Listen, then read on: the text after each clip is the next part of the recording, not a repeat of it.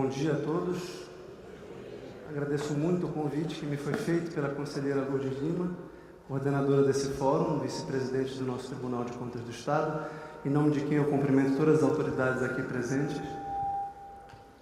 E gostaria de dizer que considero esse fórum um momento extremamente oportuno para exercer a ética na administração pública. Esse fórum é um exemplo de tudo o que eu vou tratar ao longo dessa palestra e me sinto muito honrado com esse convite, porque eu tive a oportunidade de conviver com dois gestores públicos de quem eu me orgulho muito, que é a minha avó, Eva Anderson Pinheiro, e o meu mestre filosófico, que é o Benedito Nunes.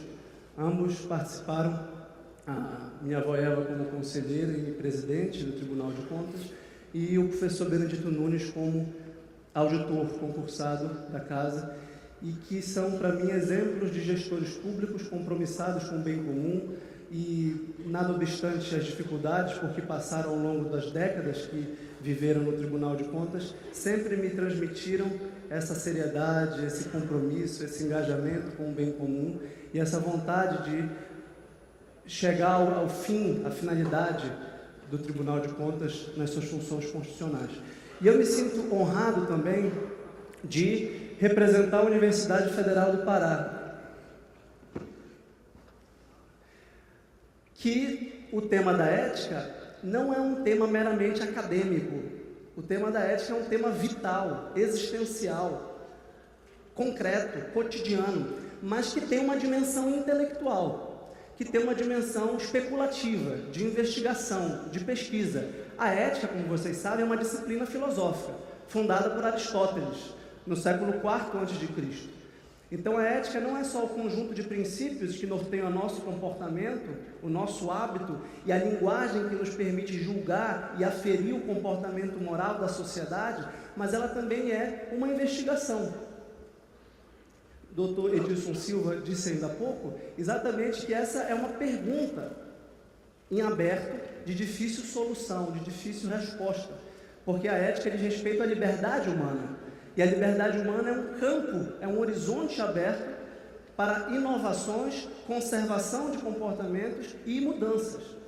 Então, o Estado, com as suas leis, está dentro de uma dinâmica móvel e de uma dinâmica aberta que dificulta a estabilização de certos conceitos éticos e que dificulta também a pesquisa acadêmica e científica. De todo modo, eu considero que a intenção da coordenação do fórum de convidar um professor e pesquisador acadêmico para esse momento, extremamente relevante, porque a Universidade Federal do Pará, como autarquia federal, tem a mesma responsabilidade ética de trazer para o jurisdicionado, para os alunos e para a sociedade, a investigação que promove dentro das bibliotecas e dentro dos laboratórios. Então, a Universidade Federal do Pará, que é a autarquia federal a que eu pertenço, como professor adjunto e pesquisador do programa de pós-graduação, tem a mesma responsabilidade ética do Tribunal de Contas, do Ministério Público, do Tribunal de Justiça, de todos os outros órgãos públicos, seja do Poder Executivo, Judiciário ou Legislativo, ou órgãos independentes. Então, exatamente por isso, acolhi com muita alegria e muita honra esse convite que me foi feito. O plano da palestra, como vocês podem ver no slide, é dividido em 4 partes. Nós temos um tempo breve, porém oportuno e suficiente para entendermos com precisão o problema e as possíveis soluções da ética na administração pública. Então nós temos que começar, como não poderia deixar de ser, pelos princípios constitucionais do Estado brasileiro e da administração pública. Não há outro começo, se começa dos princípios constitucionais que norteiam toda a nossa reflexão e toda a nossa atividade prática. Em segundo lugar, nós vamos ver quais são as espécies jurídicas de responsabilização dos gestores. E dentro dessa responsabilização, que pode ser por vários motivos e por várias causas, nós vamos aprofundar o que é a ética na administração pública, sobretudo refletindo a respeito do princípio da moralidade administrativa. O que significa isso? Num terceiro momento. E por fim, numa conclusão, quarto momento da palestra, nós vamos refletir sobre como moralizar a democracia liberal. Democracia liberal que pelo individualismo, que pelo relativismo, evidencia uma crise ética. Porque tudo é relativo, tudo depende, é a minha ética, é a ética dele. E como então uma ética de cunho republicano pode preencher de conteúdo moral a democracia liberal? Esse é o plano da nossa palestra, 4 partes, de aproximadamente 15 minutos para o nosso tempo.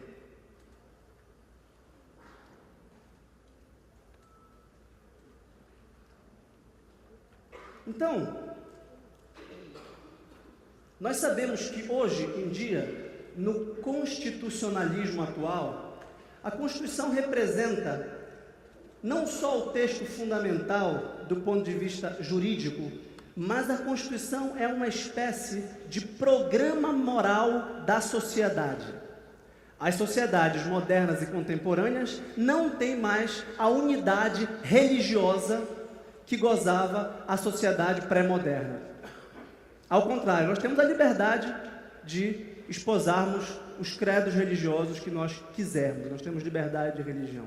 Como então, pensavam os primeiros filósofos políticos da modernidade, garantir a coesão da sociedade? Como garantir que nós estejamos unidos, que nós estejamos vinculados e que nós estejamos compromissados com o bem comum? Que nós estejamos voltados a orquestrar a nossa ação numa sinfonia que promova a paz social. Esse é um dos principais problemas da filosofia política moderna. O que nos permite sermos amigos, sermos co-cidadãos? Por que nós não litigamos? Por que nós não brigamos? Por que nós não nos matamos? O que, aliás, acontece. Talvez pela fragilidade desse vínculo que eu vou anunciar. Esse vínculo passa a ser o direito. Esse vínculo passa a ser o Estado. A religião moderna passa a ser, então, uma religião política, reconhece Jean-Jacques Rousseau. No último capítulo do Contrato Social, Rousseau diz assim, bem, se nós não temos mais a mesma religião, e Rousseau era um calvinista de Genebra, na Suíça, um país que aderiu à reforma protestante e radicalizou a reforma protestante, e que reconheceu, então, a pluralidade de religiões e, portanto, a pluralidade de éticas. Porque cada um, então, agora pode ter a sua denominação religiosa e o seu comportamento privado. E isso, para Rousseau, tornou o homem muito mais preocupado com o seu umbigo e com o seu patrimônio e com os seus bens e com a sua família do que com o Estado. Então, Rousseau percebe que o indivíduo moderno, o burguês liberal, é um homem sem ética pública. Não existe homem sem ética, todo mundo obedece certos princípios morais de comportamento. Mas Rousseau percebe que não há mais uma ética comum que diz respeito a todos nós. Então, diante do relativismo moral, numa sociedade plural, e o pluralismo é o 5º inciso do 1º artigo da Constituição, é um princípio fundamental da República, o pluralismo de ideias, de credos, de comportamentos. O que significa o pluralismo? Há um conjunto muito diversificado de partidos políticos, por exemplo, irredutíveis uns aos outros. Ou seja, nenhum partido é melhor do que o outro em tese. Em tese, todos podem chegar, por exemplo, ao poder.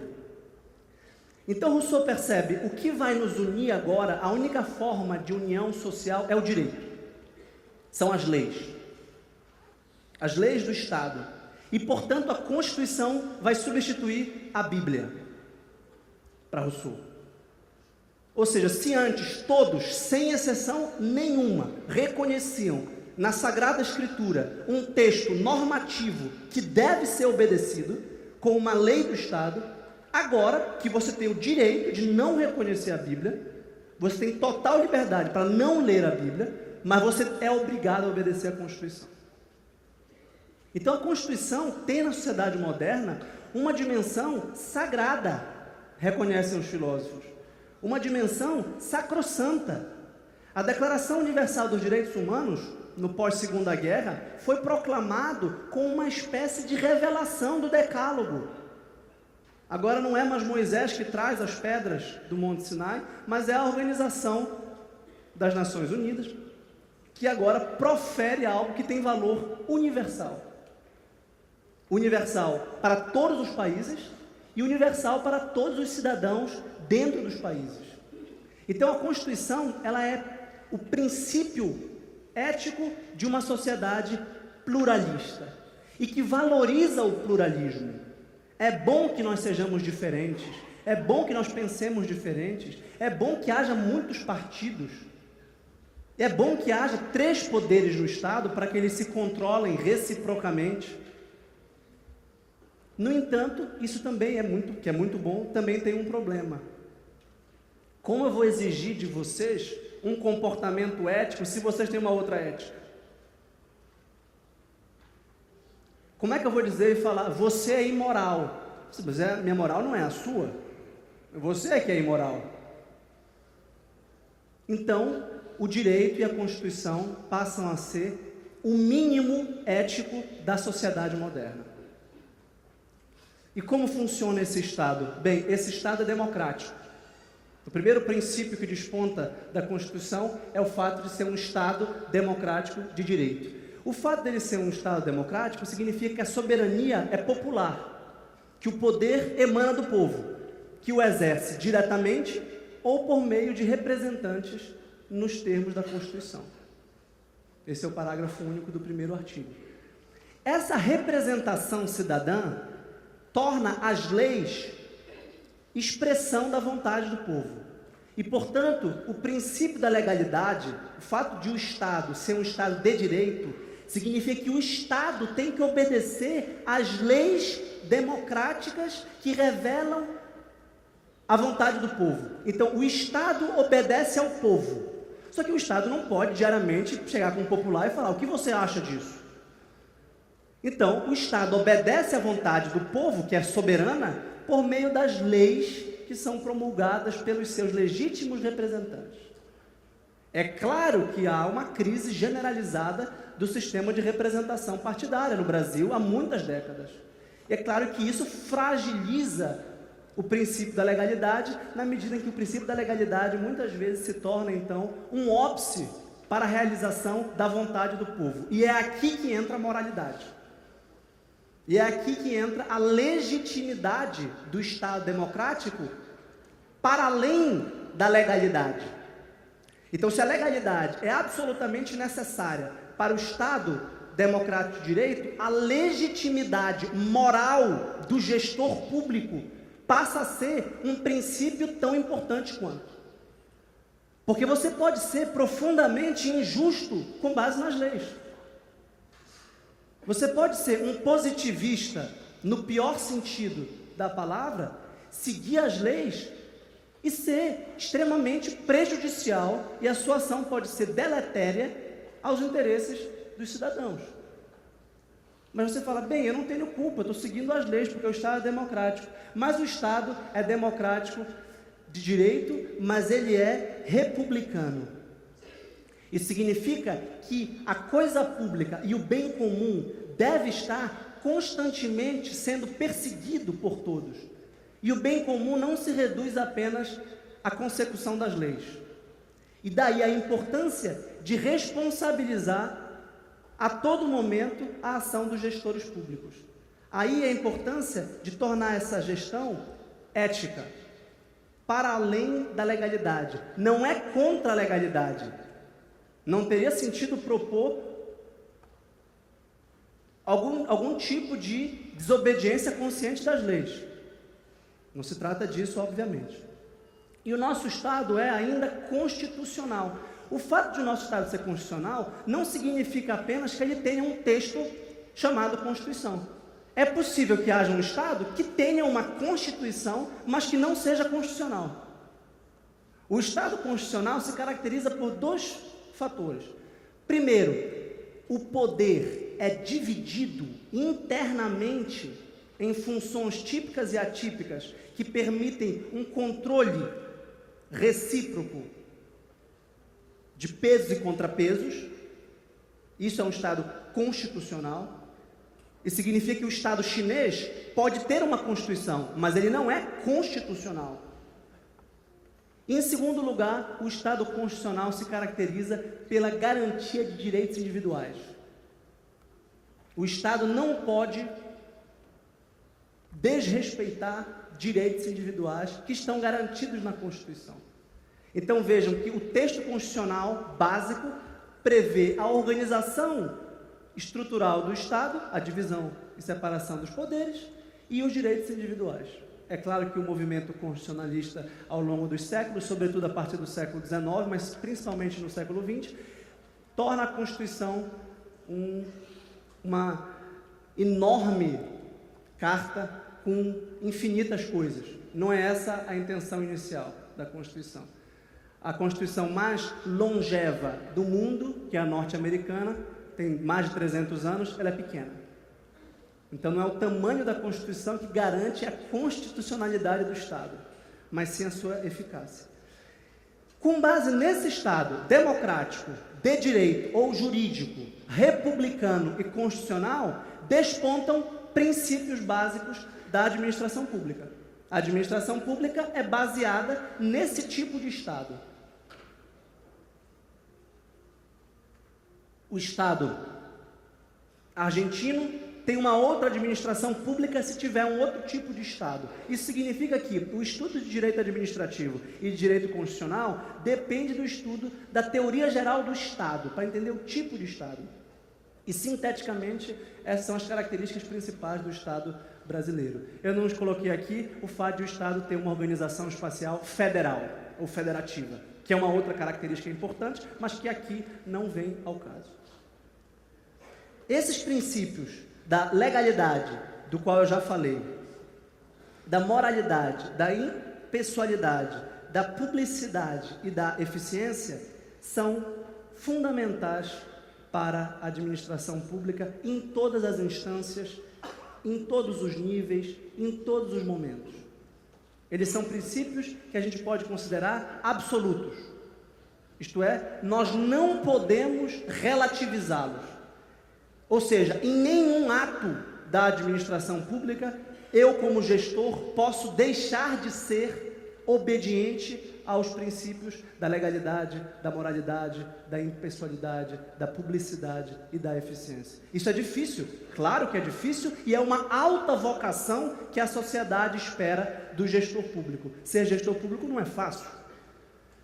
Ser gestor público não é algo dado, algo tranquilo. Ao contrário, é um esforço constante de aperfeiçoamento pelo princípio da eficiência e da moralidade para alcançar cada vez mais o bem comum. Então, o gestor público não está jamais limitado a um princípio inercial de continuidade passiva do que já foi feito. E por isso eu enalteço esse fórum, como eu mencionei no começo, porque isso é tipicamente um esforço de inovar, de ir atrás do jurisdicionado, de ser mais eficiente, de publicizar mais o nosso trabalho. Eu aqui estou exercendo o princípio da publicidade da administração pública, porque eu sou um servidor público federal, pertenço a uma autarquia federal, e, portanto, o princípio da publicidade, da minha pesquisa acadêmica, está em jogo aqui. Então, todo o problema está em equacionar legalidade e moralidade. A legalidade significa que o gestor público não tem vontade própria. Ele faz apenas o que a lei mandar. Nunca contra a lei e além da lei. Isso aqui é o princípio da legalidade na sua expressão clássica. De modo que o juiz, por exemplo, no Código Napoleônico, que é o primeiro triunfo do positivismo jurídico a partir de 1804, na escola da exegese, é apenas um boca da lei. O juiz é apenas alguém que expressa o que já está escrito na lei, como se fosse um garoto de recados, ou como se fosse um papagaio. Essa compreensão não vale há muitos anos, nessa compreensão moderna e constitucional e ética de administração pública. E de administração pública em sentido amplo. Eu não estou falando só do poder executivo, eu não estou falando só de políticas públicas. Eu estou falando que eu sou um gestor público, eu administro uma biblioteca de verba pública, eu presto contas como dono de uma biblioteca de uma pesquisa específica. Então, eu também sou administrador público como professor universitário e muitos de vocês também nas mais variadas instâncias. Diferente do particular, que pode fazer tudo que a lei não proíbe. Então, o particular tem uma liberdade muito grande, muito maior do que o gestor público. E essa liberdade do particular normalmente vai ser carregada quando o particular se torna um gestor. Porque nós não temos duas vidas. Nós somos particulares, que temos a nossa vida pessoal, as nossas famílias, os nossos amigos, os nossos grupos sociais, as nossas agremiações quaisquer. Nós temos a nossa participação cívica como cidadãos e nós também somos, eventualmente, gestores públicos. O princípio da integridade na ética vai exatamente relembrar ao gestor público que ele tem que ser ético em todas as instâncias da vida dele, porque o que está em jogo é a administração pública como um todo, que é indissociável do seu comportamento fora da repartição ou fora do órgão. Mas nós vamos ver isso em breve. Então, esse princípio da legalidade tem que ser complementado necessariamente pelo princípio da moralidade, que é o nosso principal objetivo dessa palestra, e que nós vamos estudar no item 3. Porque essa noção de moralidade é uma noção objetiva, pública, comum, coletiva. Não é uma moralidade privada, pessoal, subjetiva, relativa. Então, essa noção é que é problemática, exatamente porque moralidade é um típico conceito jurídico indeterminado. É um típico conceito que desafia a interpretação. Porque se eu fosse fazer uma pequena entrevista aqui, com 10 pessoas, eu teria 10 conceitos diferentes do que é o bem. Se eu dissesse o que é o bem, essa é a pergunta da filosofia moral, da filosofia ética. O que é o bem? O que é a felicidade? Você fala, isso depende. Todo mundo acha que diria isso, porque a gente está numa cultura relativista, porque o relativismo é a base moral da democracia. Porque se nós todos pensássemos identicamente, não poderia haver o princípio do pluralismo. Nós não poderíamos valorizar a diferença, e nós valorizamos a diferença. E nós promovemos a igualdade na diferença. A igualdade democrática não é uma igualdade uniforme. Homem e mulher não são iguais, mas eles têm os mesmos direitos e as mesmas oportunidades. Então, quaisquer diferenças de ordem sexual, étnica, religiosa, cultural, moral, não contam para cercear ou minimizar direitos. Mas então surge esse problema: qual é a moralidade pública? Qual é a moralidade administrativa? Se 10 gestores têm 10 morais diferentes, cada um vai ser moral a seu modo. Não, aqui não. Aqui deve haver uma moral pública, comum, republicana, tá? Que una todos os gestores do Brasil, sem exceção. Parece utópico. Parece utópico que todos os gestores do Pará, ou que todos os gestores do Brasil, cumpram uma mesma ética que não esteja na lei. Porque só para cumprir a lei, tudo bem, é a mesma lei de licitação. Aí tudo bem. É a mesma lei dos servidores públicos federais. Ah, então tudo bem, aí dá para cumprir. Tá bom, mas a lei não basta, temos que ir além da lei. E agora? Ah, agora é relativo, mas não pode ser relativo. Porque relatividade é insegurança.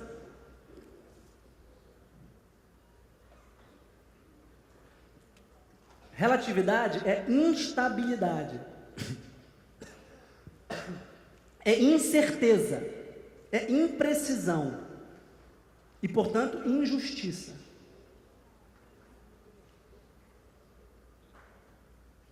Então, a publicidade, a impessoalidade são consequências desses dois princípios fundamentais: legalidade e moralidade.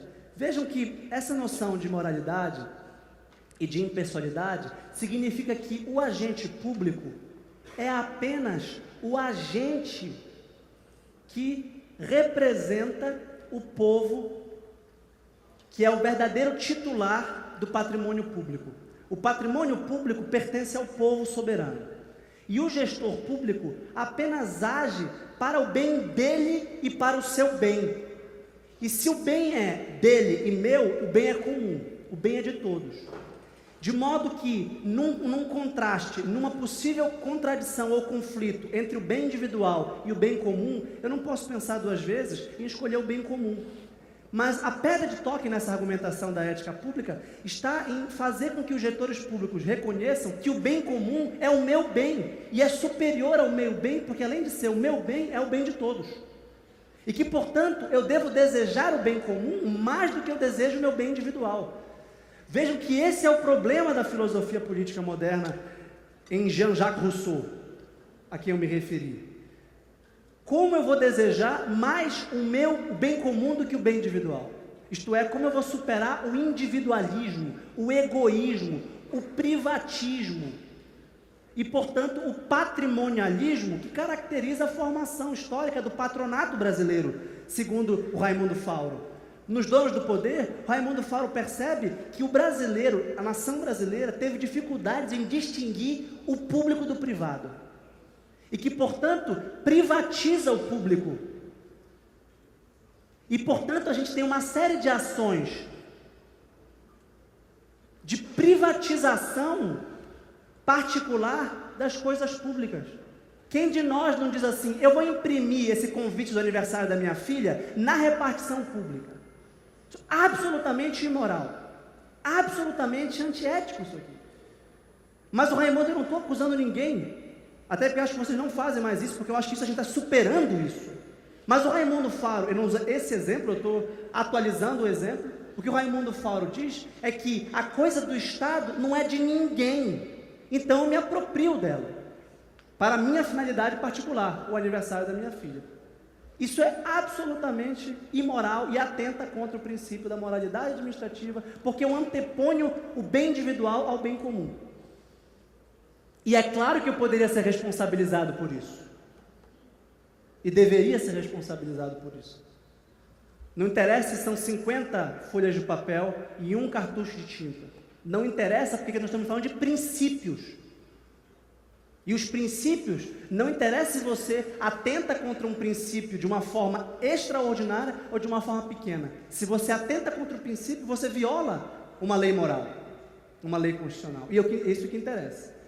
E aí a consciência deveria despontar e deveria pesar, por mais que esteja no escuro, como o professor Edilson disse ainda há pouco.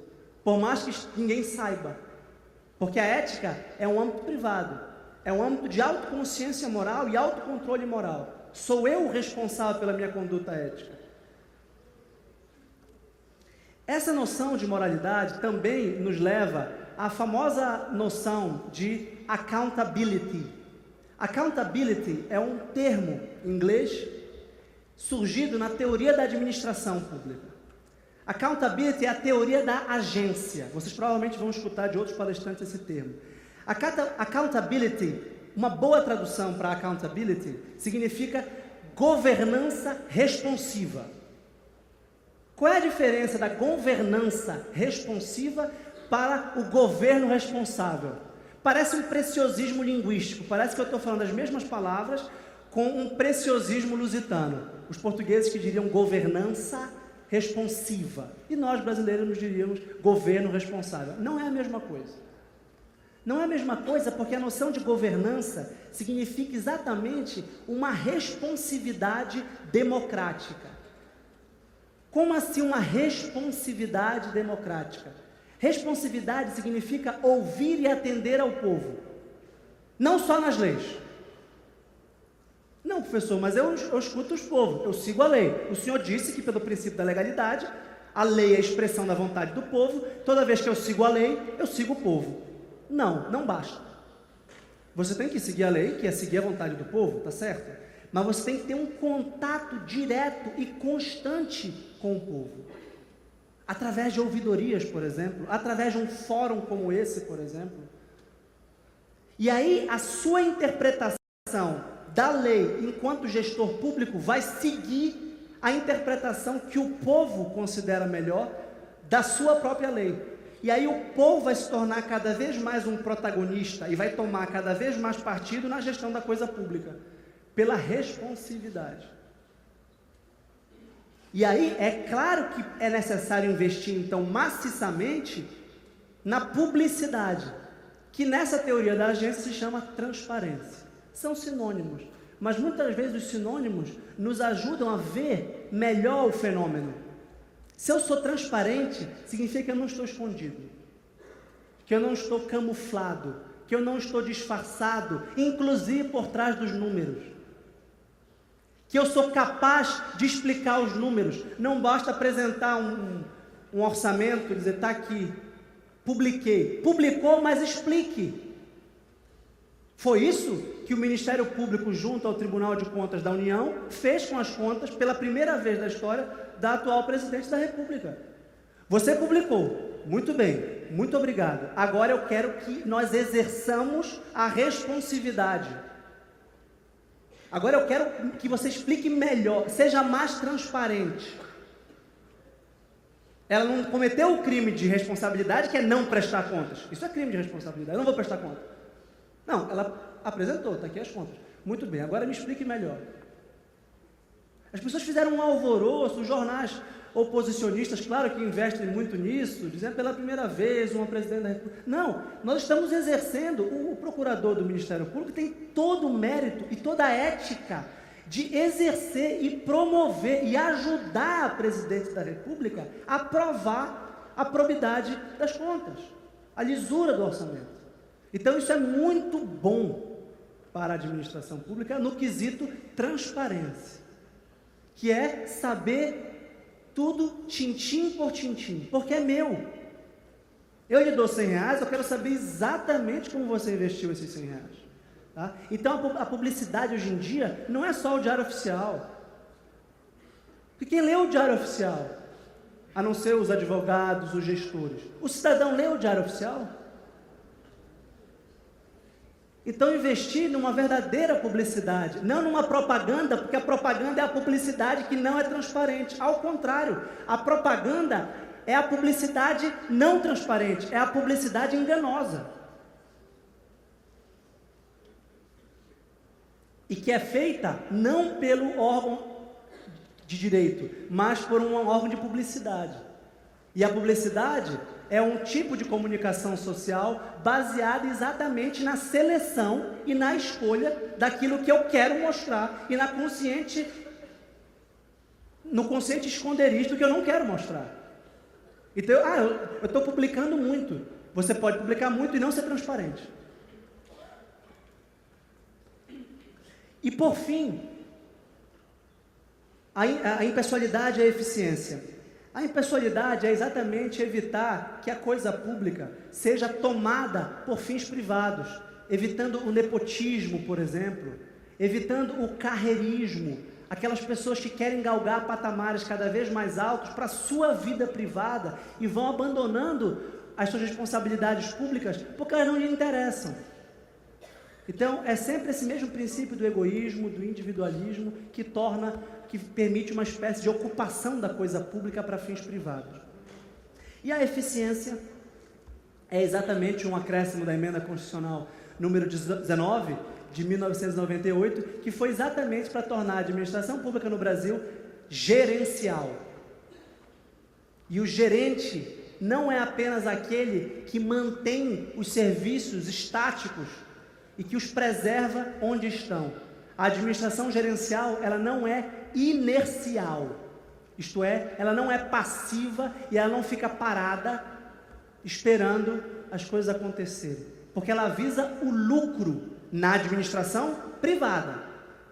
A administração gerencial, ela é baseada no princípio do empreendedorismo. O empreendedorismo é esse princípio que me leva a investir, reinvestir, inovar e aperfeiçoar o serviço que eu presto à sociedade para ser melhor do que o meu concorrente. Então, numa sociedade de livre mercado como a nossa, você tem uma concorrência que é extremamente benfazeja para a sociedade, porque as prestadoras de serviço privado estão competindo entre si e todas estão melhorando e, ao mesmo tempo, barateando os custos. Então, os consumidores ganham muito quando há uma concorrência, leal, é claro, entre empresas que prestam um serviço ou um produto para a sociedade. O que os administrativistas norte-americanos perceberam é que esse princípio da economia liberal teria que ser aplicado para o Estado. Porque o Estado não concorre com ninguém, então ele não precisa se aperfeiçoar. Então a gente vai no hospital público e tem um equipamento de 40 anos atrás. E a gente vai em dois hospitais particulares e tem um equipamento de ontem e outro de 10 anos atrás. Bem, eu vou nesse aqui, que ainda é mais barato. E o Estado não concorre e, portanto, não aperfeiçoa e não promove com mais eficiência a gestão da coisa pública. Então, a inclusão do princípio da eficiência instaura no Brasil uma administração de tipo gerencial, que é uma verdadeira revolução na gestão pública. Porque agora torna o administrador público um empreendedor, dinâmico, inovador, criativo, ativo, proativo. E surge então uma nova concepção de administração pública baseada agora no princípio, inclusive, da economicidade. Como fazer mais gastando menos. Se eu tenho um orçamento muito gordo, que dá para fazer mais coisa, então eu vou começar a fazer mais coisa ainda. E agora eu vou fazer esse serviço gastando menos para prestar outro serviço. Então, com isso eu vou aproveitando, otimizando, isto é, tornando cada vez mais bem aplicado o dinheiro público. E com isso eu vou desburocratizando a administração pública. Porque vejam que o princípio da burocracia, segundo Max Weber, que explica a fisionomia do Estado moderno, é o princípio de tornar o Estado um conjunto de instituições interdependentes e independentes dos gestores públicos.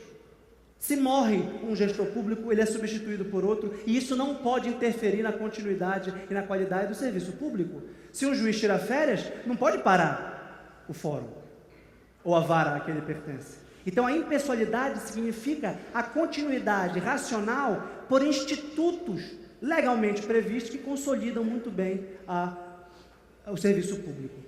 E, portanto, a impessoalidade significa recrutar por concurso público os melhores gestores públicos.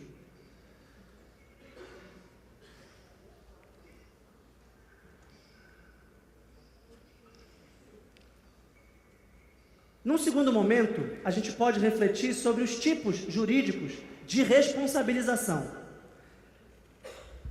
Este momento é apenas uma lembrança daquilo que nós já sabemos e que é muito simples. Existe um tipo de controle interno, baseado no princípio da autotutela, em que a administração, ela mesma, se controla. Isso vai ser importante porque, pelo princípio da moralidade administrativa, um gestor controla o outro. E nós não estamos nunca no escuro e nunca isolados. É como se fosse aquela frase que nós estamos cada vez mais acostumados de ler: sorria, você está sendo filmado. Agora é sorria, você está sendo vigiado pelo seu colega de trabalho, pelo servidor público ao seu lado. Ah, mas é meu amigo, é do meu partido, tem a mesma fé que eu, do mesmo time, esse aqui jamais vai me trair. A gente vai já ver que, se ele não denunciar uma atitude antiética, ele se torna corresponsável e conivente. Porque ele tinha o dever de denunciá-lo, independente da solidariedade grupal ou da solidariedade amistosa que ele tinha, né? Então nós temos, nesse sentido, a lei do processo administrativo disciplinar, por exemplo, dentro da lei 81/12, que é um exemplo de lei que prevê mecanismos de controle interno. Mas nós temos, dentro desse controle interno do Poder Executivo, da administração pública, um código de ética profissional do servidor público civil do Poder Executivo Federal. eu decidi usar esse código de ética para extrair dele virtudes muito concretas do nosso cotidiano de gestores públicos, para que nós possamos visualizar o que é a ética na administração pública. Então, isso no próximo momento.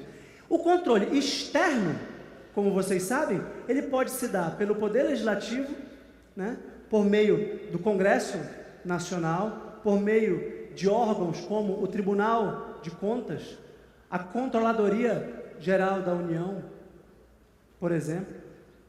Tá? E o Poder Judiciário tem uma responsabilização de âmbito penal, que são os crimes que o gestor público pode cometer contra a administração pública, né? O peculato, a concussão, a corrupção, o abandono de função, a prevaricação, a violação de sigilo funcional, a violação de sigilo de proposta de concorrência. E aqui o tema já não é mais ético. Aqui é uma questão de crime. Então, o ilícito é muito mais grave e, portanto, a responsabilização é no âmbito penal. A responsabilização no âmbito civil, entre outras, pode se dar através de 3 tipos de ações. O mandado de segurança, a ação popular e a ação de improbidade administrativa. Por que eu sublinhei a ação popular e a ação de improbidade administrativa? Primeiro, a ação popular porque ela é um direito constitucional de todo cidadão. Qualquer cidadão é parte legítima para propor ação popular, que vise anular ato lesivo do patrimônio público ou de entidade de que o Estado participe à moralidade administrativa, ao meio ambiente, ao patrimônio histórico e cultural. Então, a ação popular tem como objeto a preservação da moralidade administrativa. Mas o que é moralidade administrativa? Vamos ver no próximo ponto da palestra. A ação de improbidade administrativa, tão celebrada juntamente com a lei de responsabilidade fiscal, como sendo a pedra de toque dessa nova moralidade administrativa, gerencial, e que eu gostaria de denominar republicana, além de democrática, se baseia também na preservação contra 3 objetos. Né? Então, a lei de improbidade administrativa, ela resguarda e protege contra o enriquecimento ilícito, o prejuízo ao erário e os princípios administrativos de legalidade, impessoalidade, moralidade, publicidade e eficiência. E traz também responsabilizações civis, que é uma responsabilização material de pagar o que eu tirei. É uma justiça comutativa, privatista e materialista. Se eu subtrair 10 mil, eu pago 10 mil. Como se fosse uma dívida societal, civil, comercial. Acontece que o Estado não é uma sociedade comercial a quem eu simplesmente pago de volta. Então, existe uma punição administrativa e política revolucionária nessa lei. Porque agora você perde a sua função pública se você tiver atentado contra esses princípios administrativos. Isso é uma novidade. Vejam, é de 92 a lei, mas certas revoluções são culturais, são de mentalidade, são revoluções históricas, lentas, que são revoluções éticas. E ainda, uma pena política é prevista nessa lei, a suspensão dos direitos políticos. Ou seja, você perde o que há de mais importante na sua vida social. A mentalidade individualista burguesa, segundo Rousseau, diria que o que há de mais importante na minha vida pessoal é a economia. Não, o que há de mais importante na nossa vida social é a cidadania. É a possibilidade de eu participar ativamente dos negócios da cidade, das coisas públicas que são minhas. Tá? Então vejam, o artigo 11 da Lei de Improbidade Administrativa,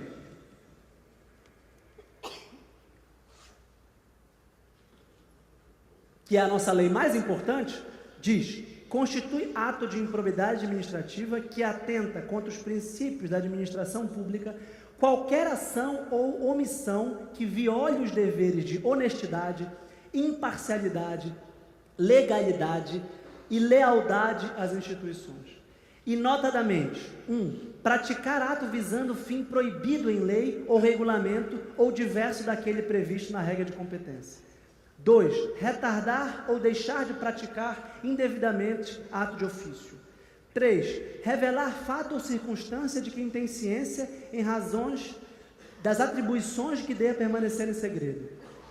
4. Negar publicidade aos atos oficiais. 5. Frustrar a licitude de concurso público. 6. Deixar de prestar contas. 7. Revelar ou omitir ou permitir que chegue ao conhecimento de terceiro antes da respectiva divulgação oficial, teor de medida política ou econômica.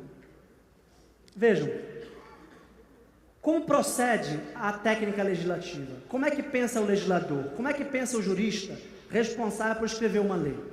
Ele pensa, quais são os princípios? Princípios são diretrizes abstratas do comportamento. Todos nós, provavelmente, queremos ser honestos. Esse é um princípio da honestidade. Mas o que é ser honesto? Que ações revelam um homem honesto? E que ações revelam um homem desonesto? Então, para materializar e para consubstanciar esses princípios administrativos e evitar que a ética na administração pública seja uma coisa abstrata, que esses princípios não sejam conceitos jurídicos indeterminados, vagos, abstratos, vazios, relativos, em que cada um interpreta, para mim honestidade é isso, para mim lealdade é isso. Eu resolvi dividir esse código de ética profissional do servidor público federal em 7 virtudes. Porque desde Platão e Aristóteles, a ética, como filosofia moral, é o estudo das virtudes. E como eu estudo as virtudes? Eu estudo as virtudes a partir de casos representativos. O estudo das virtudes na antiguidade se dá a partir do teatro. Hoje em dia, se daria talvez através do cinema ou das novelas. E aí nós nos encontramos e debatemos as ações dos personagens. Ele é adúltero, isso é bom, isso é justo. Ele é corrupto, isso é bom, isso é justo. Mas ele é um personagem ficcional, que nos permite, pela imaginação moral, criticar e julgar as suas virtudes, que são também as minhas. Então eu me vejo espelhado no teatro, hoje na televisão ou no cinema, para refletir sobre a minha conduta e sobre a minha ação. E eu reflito sobre a minha conduta e sobre a minha ação a partir de conceitos morais, chamados virtudes. Então, o Código de Ética é enorme. Ele vale para todo mundo, tá certo? Ele não é uma lei que tem uma circunscrição de aplicação apenas para servidores públicos federais civis. Tem uma aplicação para toda a administração pública no sentido amplo. Tudo que eu estou falando aqui vale praticamente para todo mundo. Exceto alguns, como previstos em lei, crime de responsabilidade. São detalhes mais técnicos que não precisam ser mencionados agora. Consciência, integridade, transparência, disciplina e ordem, obediência e subordinação, laboriosidade, eficiência e alteridade.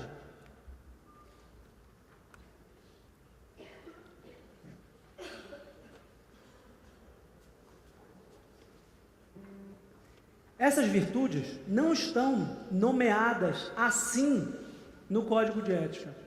No entanto, elas nos permitem pensar com muita clareza o que é a ética na administração pública, porque nós não podemos pensar a ética de uma forma abstrata. Então, na primeira virtude, consciência, o Código de Ética diz assim: o servidor público não poderá jamais desprezar o elemento ético de sua conduta.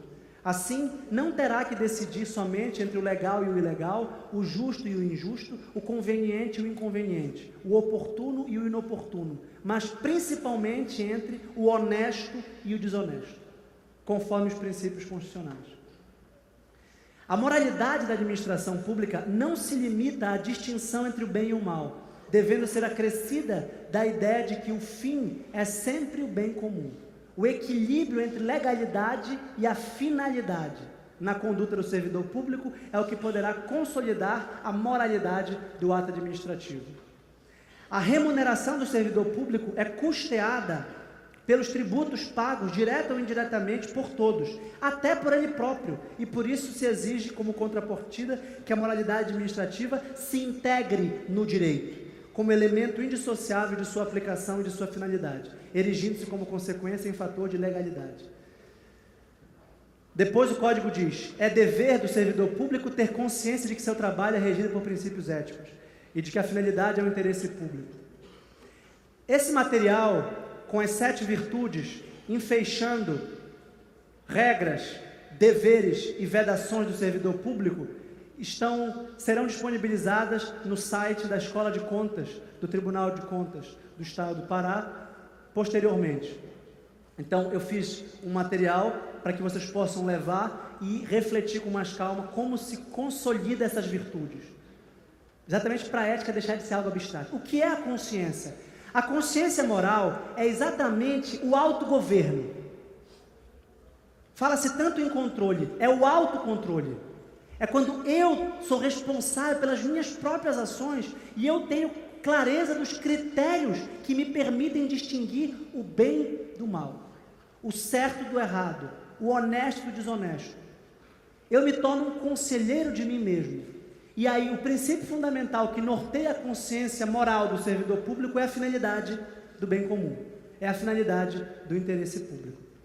Em segundo lugar, nós temos a virtude da integridade. Essa virtude é extremamente importante. O que é o homem íntegro? O homem íntegro é o homem que não é hipócrita, que não tem 2, 3 ou 4 faces, que não divide a sua personalidade, que não sai ao trabalho e fala: bem, agora eu sou outra pessoa, agora eu mudei, final de semana eu não sou professor, final de semana eu não dou aula, final de semana então eu faço qualquer outra coisa, que é incompatível com o meu trabalho de professor acadêmico, universitário. Não, a virtude da integridade significa que a dignidade, o decoro, o zelo, a eficácia e a consciência dos princípios morais são primados maiores que devem nortear o servidor público, seja no exercício de seu cargo ou função ou fora dele, já que refletirá o exercício da vocação do próprio poder estatal. Seus atos, comportamentos e atitudes serão direcionados para a preservação da honra e da tradição dos serviços públicos. Ou seja, um gestor público é um cidadão qualificado pela vocação cívica e civil que lhe foi dada pelo povo, pelos cidadãos, mesmo concursado. Não, o povo não me elegeu, eu passei no concurso público, logo eu não devo nada ao povo. Não, devo sim, como servidor público, eu devo honrar. A honra é exatamente o reconhecimento público da dignidade de uma função.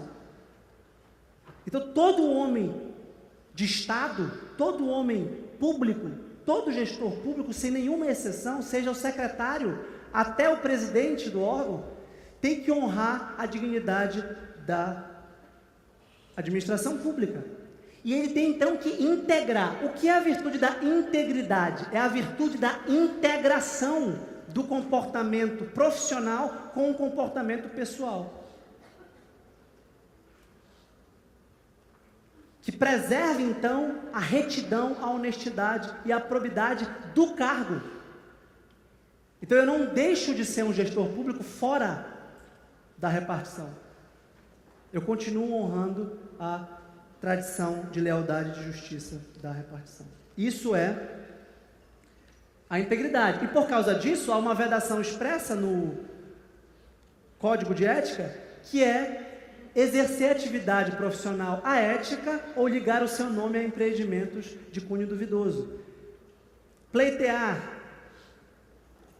qualquer tipo de ajuda financeira para si, familiares ou para pessoas, para o cumprimento de sua missão ou para influenciar outro servidor público para o mesmo fim. Quando eu me valho do meu cargo público para interesses econômicos fora da repartição. Aparentemente não tem nada a ver com o meu trabalho, mas eu me valho dessa minha posição pública para me beneficiar ou beneficiar outro. A virtude da transparência, eu já expliquei.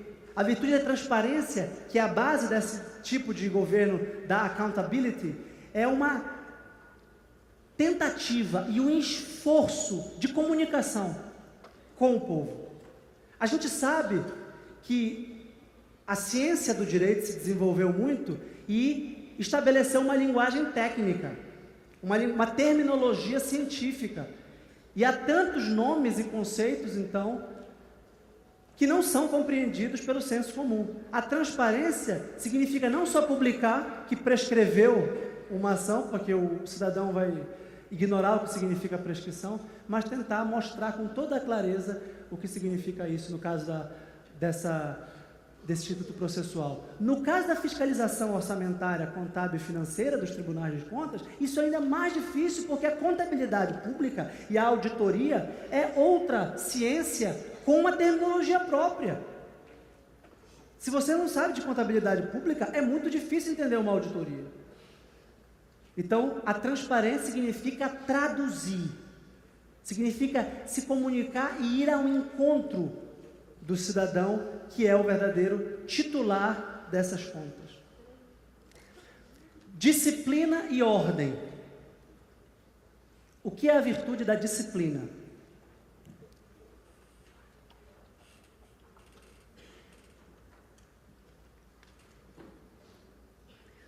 A cortesia, a boa vontade, o cuidado e o tempo dedicados ao serviço público caracterizam o esforço pela disciplina.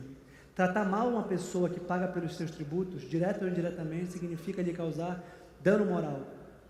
Toda ausência injustificada do servidor de seu local de trabalho é fator de desmoralização do serviço público, o que quase sempre conduz a desordem nas relações humanas. O servidor que trabalha em harmonia com sua estrutura organizacional, respeitando seus colegas e cada concidadão, colabora e de todos pode receber colaboração, pois sua atividade pública é de grande oportunidade para o crescimento e o engrandecimento da nação. Então, pontualidade, assiduidade, limpeza, cordialidade, esse conjunto de disciplinas, de virtudes, disciplina e ordem, significa que o homem vai ter uma harmonia pessoal com o seu tempo, com o seu local de trabalho, com sua mesa. Agora, como ele nunca trabalha sozinho, ele precisa estar disciplinado numa orquestra polifônica em que várias vozes são entoadas ao mesmo tempo. E tem que estar afinadas por superiores hierárquicos, por maestros. Então, cada repartição, cada seção, cada órgão tem que estar muito bem disciplinado, orquestrado internamente. Mas isso só pode acontecer se cada gestor público estiver ordenado. Como é que eu ordeno a minha vida? Organizando o meu tempo, tendo um horário para começar, um horário para acabar, concentrando a resposta de e-mails no fim do dia ou no começo da manhã, ou atendimento dos telefones ou do WhatsApp em determinado momento, sem me atrapalhar, sem deixar de fazer o que eu devo fazer naquele momento, para aquela pessoa que depende de mim, para repassar esse mesmo processo para um terceiro, para um quarto.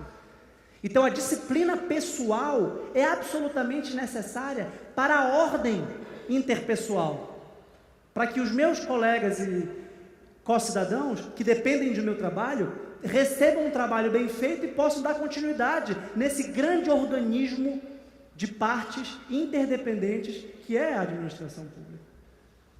Centenas de milhares de servidores, um depende do outro. E se um estanca a ordem e a eficiência do serviço, tudo fica travado. E esse é o pior sentido de burocracia que nós temos. Essa virtude é a virtude antiburocrática por excelência. Porque a burocracia é exatamente quando uma parte da cadeia de serviços estanca, freia. Então o processo está parado em alguma etapa burocrática. Olha, a burocracia, segundo Max Weber, é para racionalizar o serviço público. É para dinamizar o serviço público, é exatamente para garantir a impessoalidade do serviço público. E então, com a virtude da disciplina e da ordem, eu acabei antecipando a obediência e a subordinação. Claro que a administração pública, para que possa haver disciplina, tem que ter hierarquia. E essa hierarquia tem que ser cumprida. Porém, diz o Código de Ética, ela não pode ser motivo de acobertamento e solidariedade criminosa ou culposa, dolosa ou culposa, de ilícitos. Então, por mais que eu seja inferior hierárquico a alguém, eu tenho o dever de denunciá-lo caso ele esteja malbaratando as verbas públicas, por exemplo. Então, é claro que eu tenho que obedecer ao meu superior hierárquico, porque senão não há ordem, senão não há hierarquia, senão não há disciplina, senão não há uma estrutura orgânica. É claro que nós temos esses organogramas, hierarquicamente, até o presidente do órgão, e cada chefia imediata. Só que eu não posso acobertar o meu chefe só porque ele é meu chefe. Senão eu estou sendo antiético também. Né? Porque acima dele há outro chefe. E acima do chefe do órgão há uma outra instância. E acima de todo mundo há a Constituição, que é a voz do povo. Acima de todo mundo está o povo a quem eu não posso trair. Porque me confiou como gestor público a coisa pública. Sexto tipo de virtudes que nós encontramos no Código de Ética é a laboriosidade e a diligência. Já para concluir. A laboriosidade é exatamente o perfil de quem gosta de trabalhar, de quem trabalha com determinação, com engajamento, com compromisso, quem faz mais do que deve fazer, quem se atualiza, quem se recicla, quem vai atrás, quem nunca tem tempo ocioso. Bem, se você tem metade do seu tempo ocioso, tem alguma coisa de errado. Isso não pode estar certo. De jeito nenhum que isso está certo. Porque estão lhe pagando, é como se eu fosse pago para ter 4 turmas e tivesse uma turma. Tem alguma coisa de errado com isso. Eu tenho que preencher esse tempo ocioso com alguma coisa. Então, o servidor diligente, ele vai procurar o que fazer. E vai querer fazer as coisas cada vez com mais eficiência. E aí chegamos na 7ª virtude. Tá? Porque quando eu sou eficiente, laborioso e diligente, é quando eu tomo consciência, olha, a primeira virtude, consciência de que tudo que eu faço, na verdade, chega a um outro.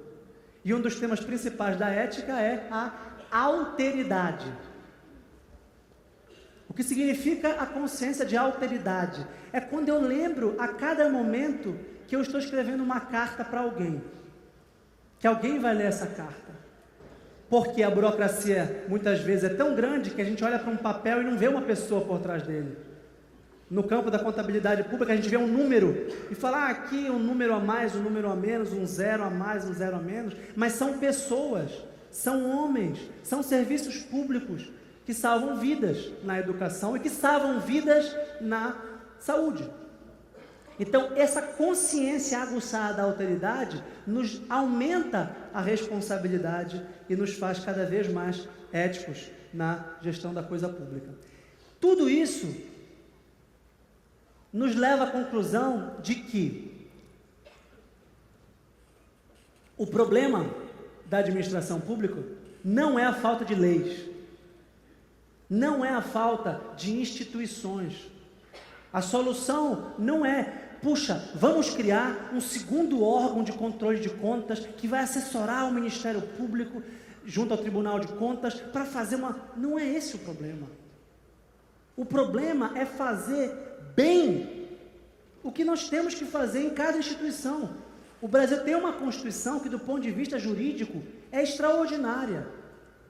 As instituições do Brasil são extremamente virtuosas, mas instituições virtuosas são viciadas por homens não virtuosos. Não é possível instituições virtuosas sem homens virtuosos. E por isso que o direito e a política e a lei precisa de um contraponto moral que é a ética. Todo o objetivo dessa exposição é superar essa dicotomia, esse antagonismo entre bem individual e bem comum. É a conscientização de que o meu bem individual é também o bem comum. E que eu pertenço à cidade, à polis, à política, como se eu fizesse para a minha família, como se eu fizesse para meus parentes. Essa é a noção de cidadania. Essa é a pátria amada, que embora o romantismo que caracteriza o hino nacional possa ser amortizado ou relativizado, essa noção é a noção republicana, né? Então, superando o relativismo, superando uma ética subjetiva, relativa, que gera uma anarquia moral. Porque vejam, qual é a minha reflexão final? Nós temos um grande risco. Nós sabemos que a expressão bem comum, interesse público, pode gerar uma ideologia autoritária, que atravessa os direitos individuais. E nós não queremos, de maneira nenhuma, diminuir o grande bem que nós conquistamos na sociedade moderna, que é o bem da liberdade. As pessoas pensam, eu sou professor de ética e é muito curioso, como muitas vezes os alunos falam assim, bem, eu tinha uma compreensão completamente errada da ética, eu pensava que ética era moralismo, era tu deves fazer isso, tu deves fazer aquilo, tu deves fazer... como se fossem normas. Ética é uma coisa chata, porque é um conjunto de obrigações. E por um lado isso é verdade, a ética é um conjunto de obrigações, mas que realizam o bem humano, mas que levam à felicidade, que levam à harmonia social, que levam à integração pública e civil. Então, o risco de uma ética pública é o autoritarismo. Se eu estou propondo uma ética republicana, um liberal pode redarguir. Cuidado com isso, porque isso pode ser ideologia autoritária. Muitas ditaduras no século XX agiram em nome do bem comum. E por isso sacrificaram o bem individual maior, que é a liberdade. Muitas ditaduras no século XX agiram em nome do interesse público. E com isso sacrificaram liberdades individuais. Então, toda a nossa articulação aponta conclusivamente para o fato de que nós temos que conseguir equilibrar disciplina com liberdade. Nós temos que conseguir equilibrar deveres com direitos. Porque a democracia liberal, o liberalismo inflacionado e superdimensionado, gera uma anarquia moral e esvazia a ética pública. Portanto, uma ética republicana constitucional pode preencher de significado deontológico, isto é, significado de dever, em que eu só mereço os direitos que me foram dedicados se eu cumprir antes o meu dever. Muito obrigado.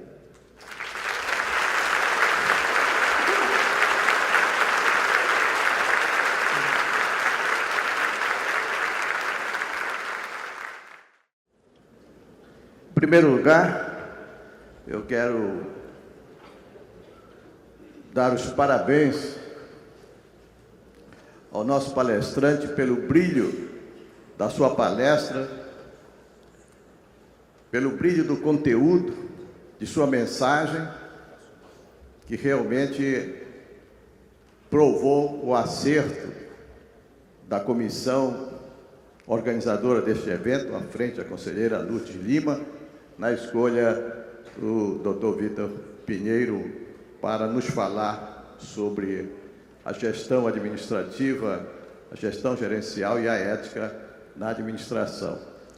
Na verdade, nós podemos, através da sua fala tão fácil, tão didática, compreendemos um assunto que, como ele próprio disse no final, é complexo, a semelhança da filosofia, a moral, etc.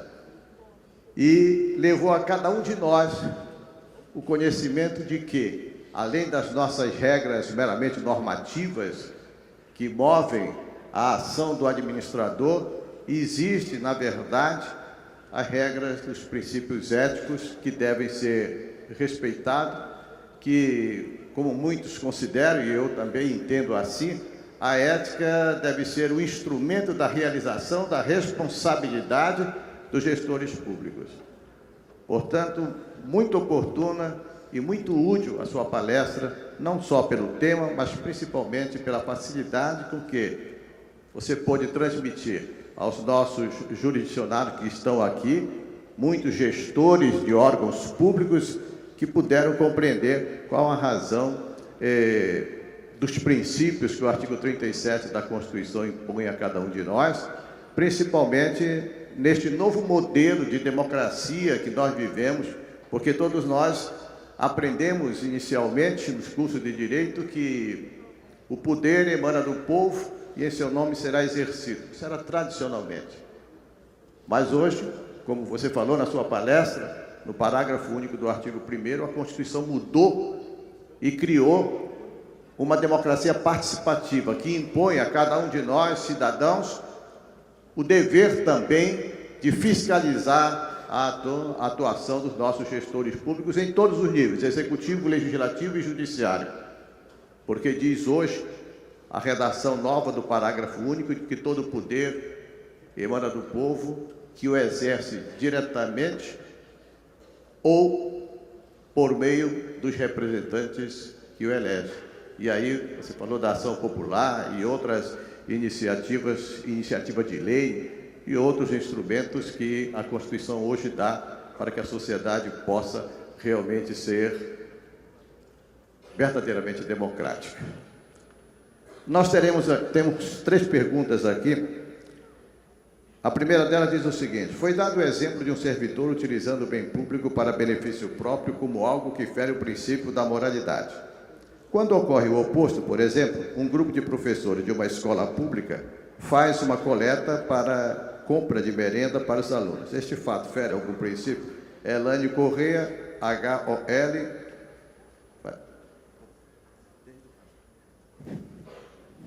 Quer responder todas? Ou... Eu prefiro escutar todas e responder.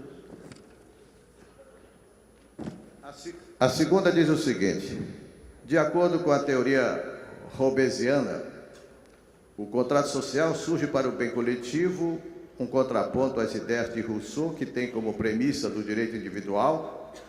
Esta última permeia os ideais neoliberais, tal paradigma é o cerne da nossa Carta Magna. Essas ideias vão de encontro às premissas da República, de senso coletivo onde o poder emana do povo e para o povo. A solução, então, seria o rompimento com o paradigma neoliberal para um fortalecimento da social-democracia. Dessa forma, superaríamos a assimetria de informações, conflito da accountability. Marcelo Fares de Breves.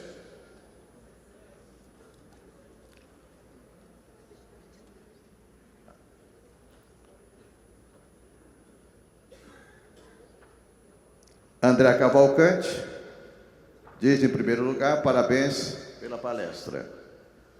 No massacre de Eldorado de Carajás e Carandiru, os policiais agiram sob ordens superiores, entre aspas. De que modo o servidor pode descumprir esse tipo de mando quando elas não condizem com seus princípios éticos?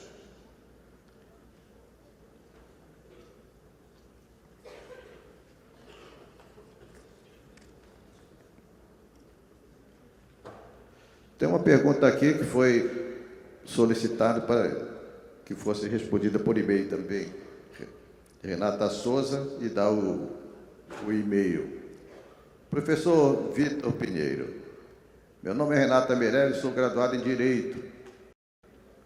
Tenho pós-graduação em Criminologia e estou terminando uma pós da UFPA em Filosofia da Educação. Servidora...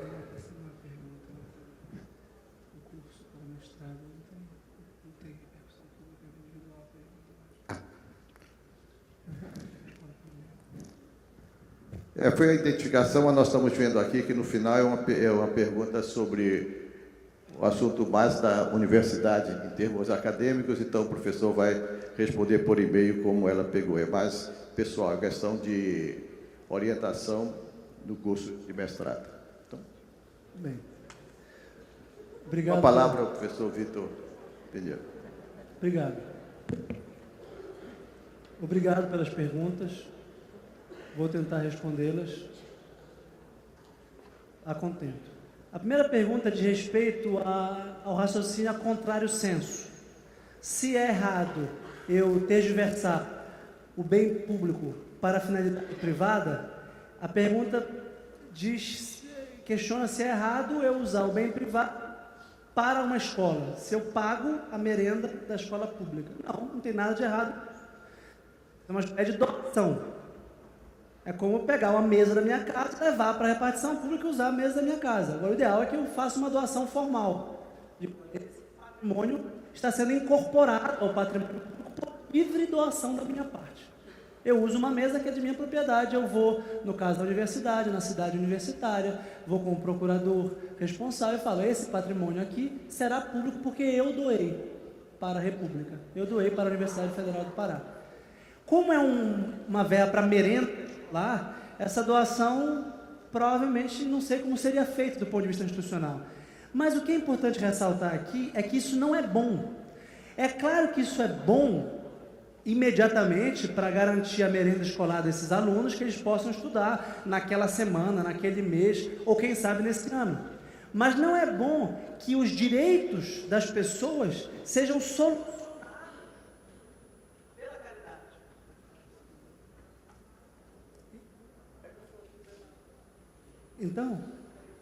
Então, o ideal é que essa associação, não sei se é uma associação de pais, de mestres, de bairro, não sei o tipo de associação, reivindique junto à prefeitura que o direito ao lanche das crianças seja reconhecido.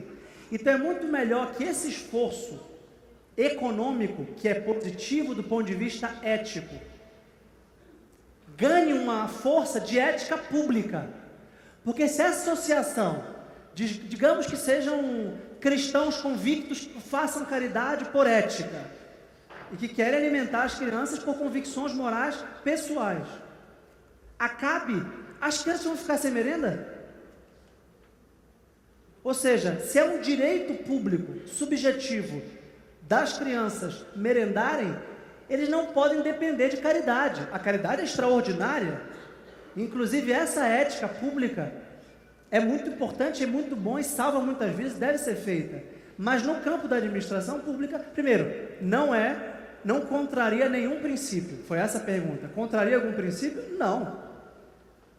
Mas também não ajuda a conscientização dos direitos faltantes. Isso é um paliativo, isso é uma costura e um arremedo, que tem grande valor ético, mas que pode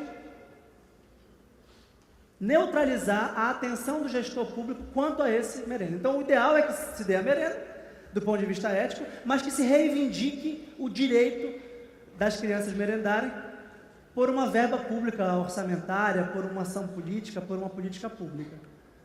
Essa seria a resposta. A segunda resposta é sobre o neoliberalismo e a social-democracia.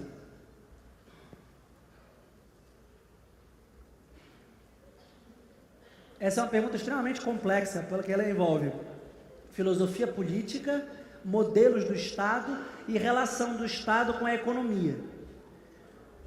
Bem, a Europa passou por um processo de desenvolvimento de uma síntese entre o Estado liberal e o Estado socialista, e criou um terceiro modelo, uma terceira via, chamada social-democracia, em que o Estado é muito forte em relação aos direitos sociais e provê educação pública de qualidade, saúde pública de qualidade, transporte público de qualidade, e ao mesmo tempo permite que haja um grande campo de liberdade econômica.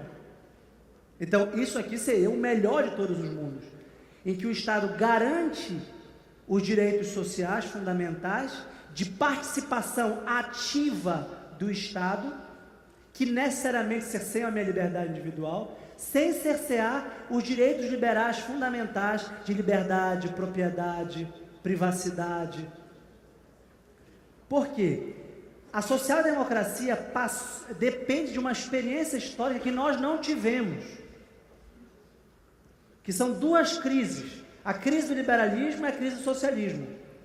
Nós não tivemos um liberalismo consolidado, muito menos um socialismo consolidado. Então, apontar para uma social-democracia na atual conjuntura do Brasil é ultrapassar certas etapas de amadurecimento da consciência política que talvez seja deletério. É errado, do ponto de vista conceitual, dizer que o Brasil está num paradigma neoliberal. Isso é completamente errado e impreciso, embora tenha valor no debate político. Isso é errado do ponto de vista da economia política, porque o Estado brasileiro ainda é muito forte, o Estado brasileiro ainda é muito poderoso, ainda há muitas empresas públicas, ainda há muita sociedade de economia mista, Ainda há muitas fundações, então ainda há muitos serviços públicos estatais no Brasil. O paradigma neoliberal é a liberalização e a privatização de toda a economia, de modo que o Estado vai ser apenas um guarda noturno e vai apenas intervir para permitir o aumento da economia, o aumento da concorrência. Então o Estado brasileiro ainda licita muito, o Estado brasileiro ainda está num jogo ainda muito perto do parceiro privado, e o Estado brasileiro ainda é muito social nesse sentido, ainda é muito inchado para ser considerado um Estado neoliberal. Existe, na verdade, um movimento da reforma da administração pública a partir do governo Fernando Henrique Cardoso, sobretudo quando o Bresser Pereira pensa uma nova gestão pública, que começa um movimento gradativo de privatização, mas que ainda está longe de estarmos no mundo do neoliberal. Então eu diria que esse problema de neoliberalismo e social-democracia são conceitos. Porque veja, o que é o neoliberalismo? O neoliberalismo é a política econômica de Thatcher e Reagan na década de 80 na Inglaterra e nos Estados Unidos. Quando Inglaterra e Estados Unidos já tinham todos os serviços públicos básicos garantidos de uma forma extremamente exitosa. E agora, eles pensaram que a política keynesiana de o Estado intervir na macroeconomia de uma forma política estava travando a economia. E que era melhor o Estado tirar as garras ou os tentáculos leviatânicos, já que é o Leviatã, o Estado moderno, para que a sociedade se desenvolva com mais liberdade e para que a economia cresça e a riqueza seja livremente distribuída na sociedade, pelo aumento da renda, pelo aumento do emprego, pelo aumento da produção, pelo aumento do turismo. Então, o crescimento econômico baseado na liberdade de negociação comercial geraria uma prosperidade social. Essa é a aposta do neoliberalismo, na Inglaterra e nos Estados Unidos. Agora, é claro que esse tipo de pensamento econômico capitalista depende de um livre trânsito internacional. E é por isso que o neoliberalismo, do ponto de vista internacional, exige que os países, principalmente países da América Latina e da África, que são países historicamente exportadores de matéria-prima, liberalizem as suas economias para o capital internacional. Então, é claro que existe essa influência.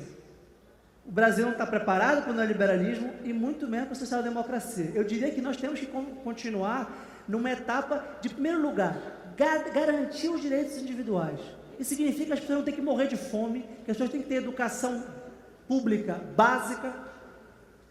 Então, a gente não pode propor um neoliberalismo se as pessoas não têm sequer liberdade para concorrer. É uma sociedade muito desigual para que haja liberdade. A liberdade só pode existir quando há um patamar mínimo de igualdade civil. Então, nesse momento, o Estado brasileiro precisa continuar, como nos últimos governos presidenciais, a política macroeconômica interventora, né?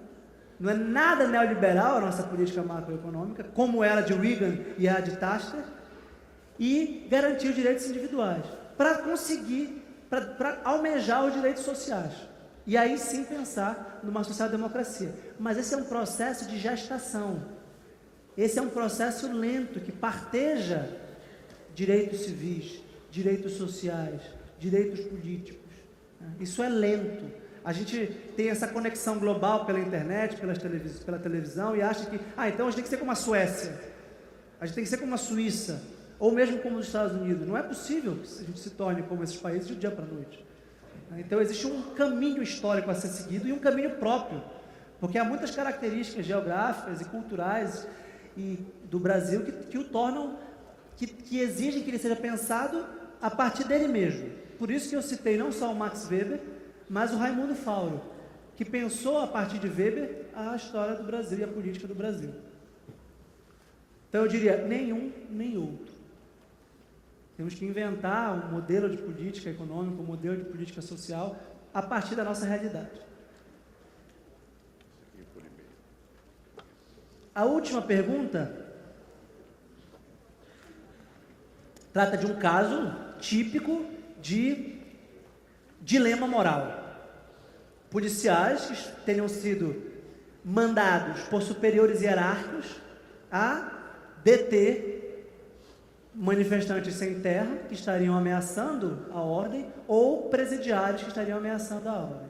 Esses massacres, como ficaram conhecidos, de Eldorado do Carajás e do Carandiru, trouxeram a reflexão a respeito da desobediência. A pergunta dizia: os policiais poderiam desobedecer os superiores hierárquicos que lhes tinham mandado deter, significa talvez matar os manifestantes? Com certeza sim, eles têm o direito constitucional da exceção de consciência. Agora, não na hora. Eles poderiam dizer: eu não vou para a ação do Carandiru. Ou melhor, eu não vou ser da polícia. A liberdade deles foi anteriormente exercida para dizer: sim, sou policial. E depois para dizer: sim, vou participar da ação do Carajás. E naquele momento, talvez ele não pudesse dizer: agora não vou deter, segundo o meu superior hierárquico. Por quê? Porque pela virtude da disciplina, da ordem, da subordinação e da obediência, era o bem público que estava em jogo. Agora, é claro que numa situação limite, se ele percebesse que o superior hierárquico estava sendo absolutamente desproporcional e desarrazoado, ele estaria sim obedecendo os princípios da moralidade pública se ele desobedecesse. Porque o princípio da moralidade pública concerne o princípio da razoabilidade e o princípio da proporcionalidade. Então eu não posso ter um grevista que fecha o portão da universidade. O policial não pode matar 100 pessoas por causa disso. Então, se um comandante da polícia militar diz assim: olha, tem 300 grevistas na rua, faz o seguinte, mata 1000 pessoas para resolver esse problema. É claro que isso é desarrazoado, é claro que isso é desproporcional e, portanto, imoral. Então, se for algo extremamente desarrazoado, como um agente moral, ele sempre tem consciência. O agente moral nunca perde a consciência por obedecer. Ao contrário, a obediência, aqui na ética pública, é uma consciência refletida, é uma consciência integrada por todos os outros princípios, e portanto uma consciência razoável e proporcional. O que é a razoabilidade e a proporcionalidade como princípios implícitos do texto constitucional? São implícitos porque eles não estão escritos explicitamente na Constituição, mas eles estão implícitos no significado desses princípios da administração pública.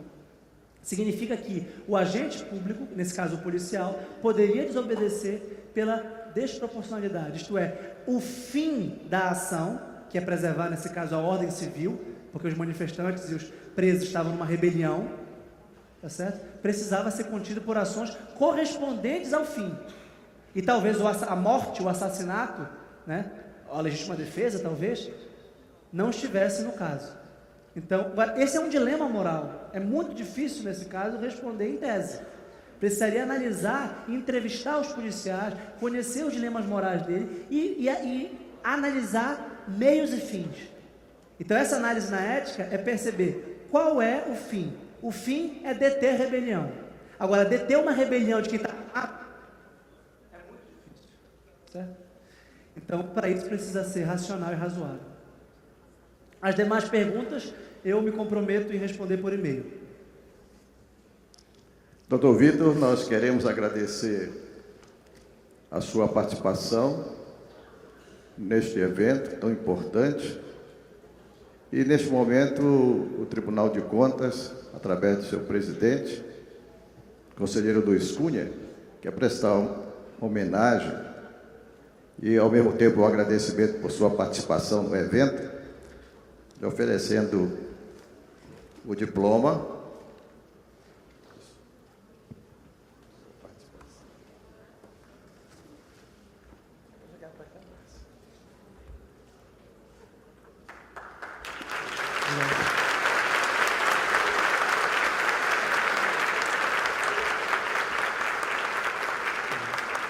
Muito obrigado.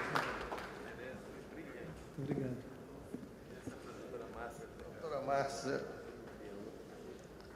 pegar aqui a lembrança. Muito obrigado. Muito obrigado.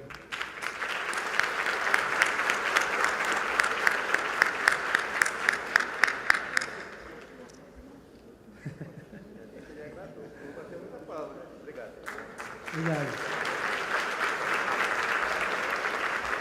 Obrigado. Eu agradeço o de Contas do Estado pelo convite e me ponho à disposição para quem quiser continuar esse diálogo, essa conversa na Universidade Federal do Pará. A minha sala é a de número 9, no ICJ. Eu estou lá todos os dias, das 8 às 15. Então, quem quiser, estou à disposição. Tem o meu e-mail também, Tribunal de Contas. Vai ser disponibilizado esse código de ética e lá também tem o meu e-mail. Então, fique à vontade, se eu puder ajudar, estou à disposição. Obrigado.